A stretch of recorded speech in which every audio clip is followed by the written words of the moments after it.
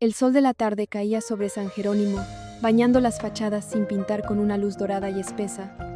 Normalmente, a esa hora, el barrio era un caos de cumbias superpuestas, claxones de mototaxis y gritos de niños jugando al fútbol en las pistas de tierra. Pero hoy, una sola melodía parecía haber secuestrado todos los parlantes de la cuadra. Salía de la bodega de la esquina.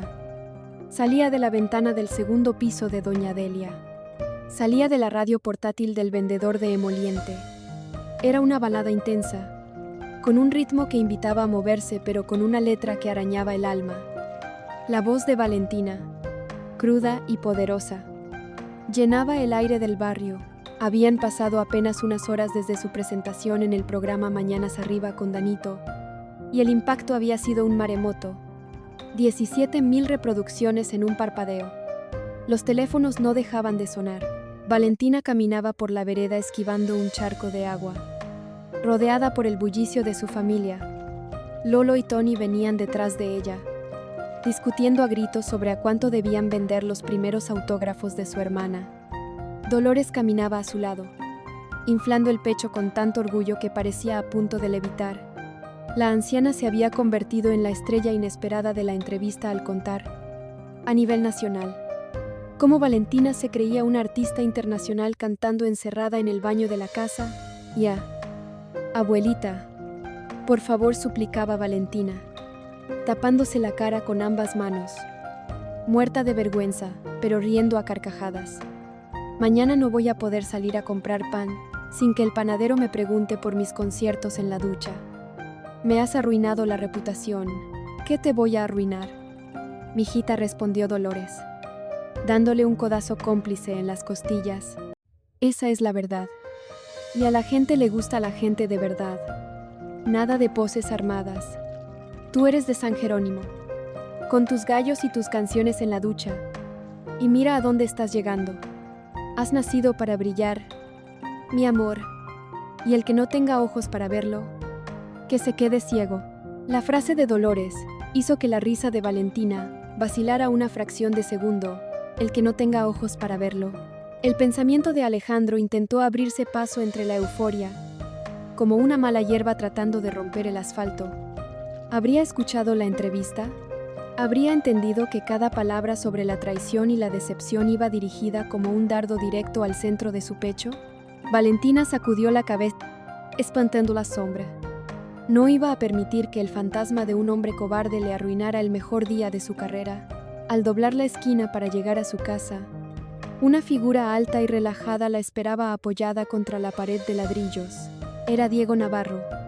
Llevaba una camisa de jean abierta sobre un polo blanco y sostenía un pequeño vaso de plástico en la mano.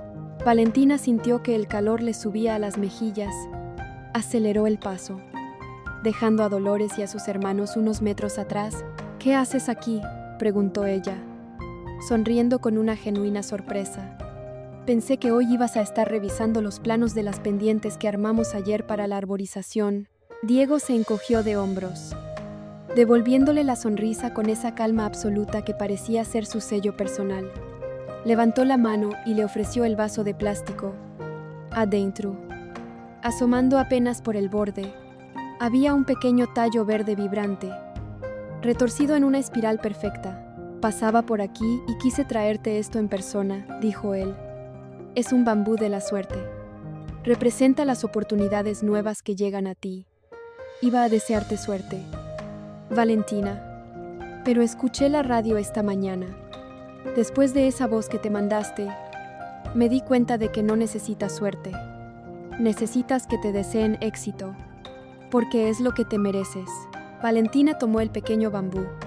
El roce de sus dedos contra los de Diego fue breve, pero lo suficientemente cálido para enviarle una corriente eléctrica por el brazo. Miró la planta, sintiendo una ternura inmensa. Nadie le regalaba plantas. En el mundo del que venía intentando escapar, le regalaban semillas de olivo cargadas de culpa, de disculpas vacías y promesas rotas.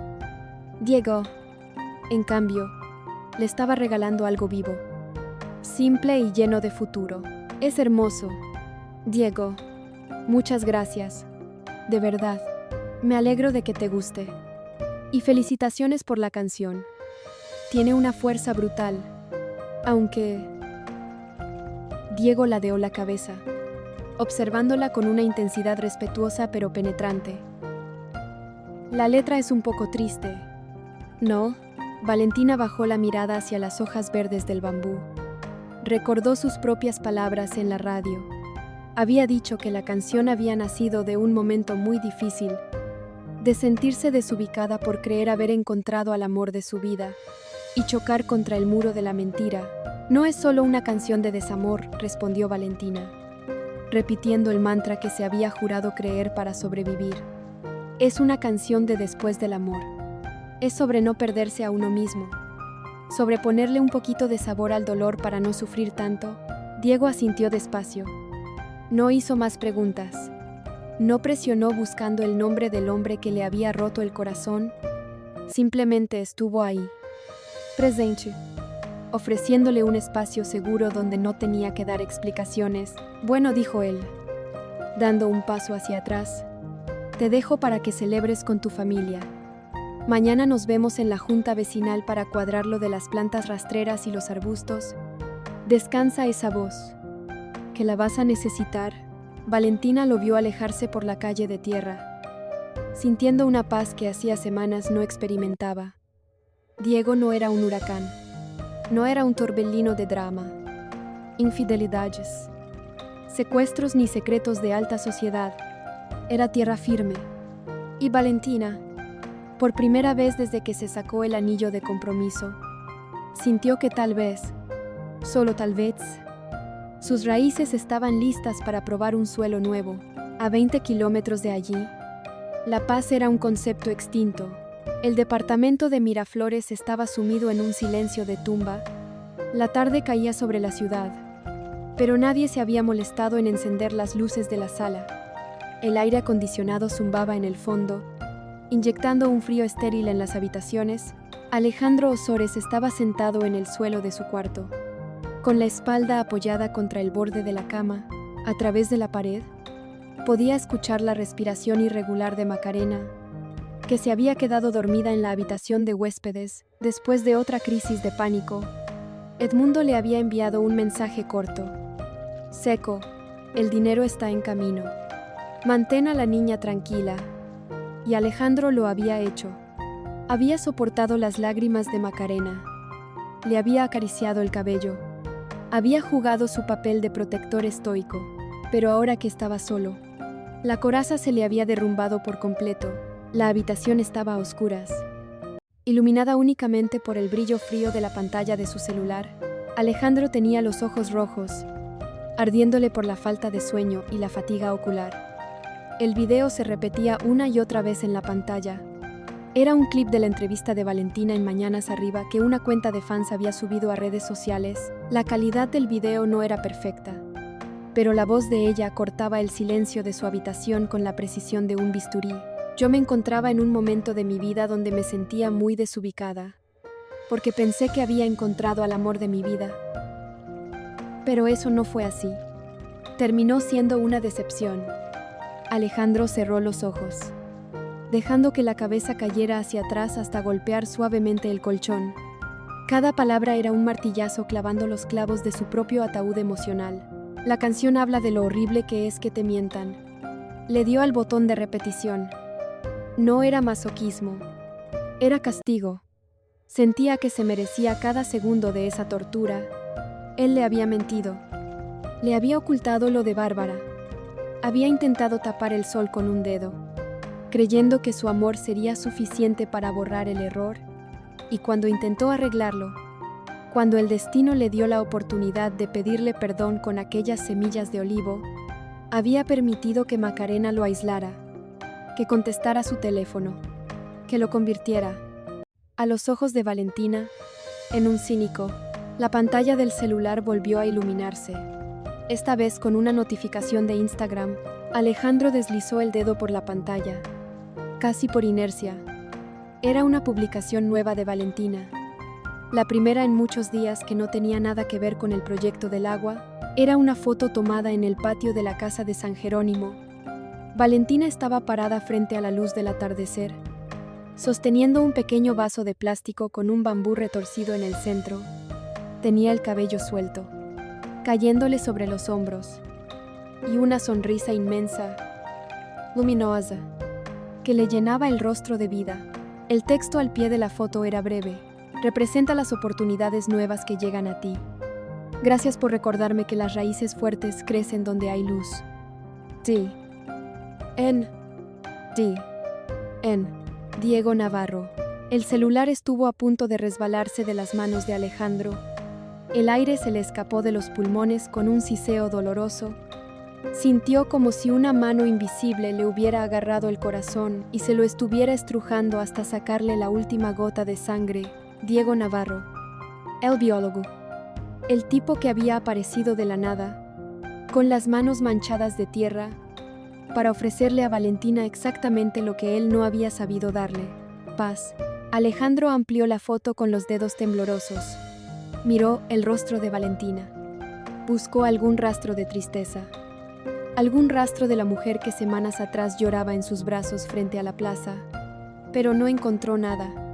La mujer de la foto no estaba rota, estaba brillando, estaba renaciendo, construyendo un éxito nacional, recibiendo regalos de hombres que no le mentían y cantándole al país entero que ya había superado su decepción de amor. El contraste era una burla macabra. Mientras Valentina ascendía hacia la luz, conquistando las radios y atrayendo a personas como Diego a su órbita, él estaba pudriéndose en la oscuridad de ese departamento, atado de manos por el chantaje de un abogado corrupto, obligado a consolar a la mujer que había destruido su relación, respirando aire acondicionado y culpa. Alejandro bloqueó la pantalla del teléfono. El cuarto se quedó completamente a oscuras.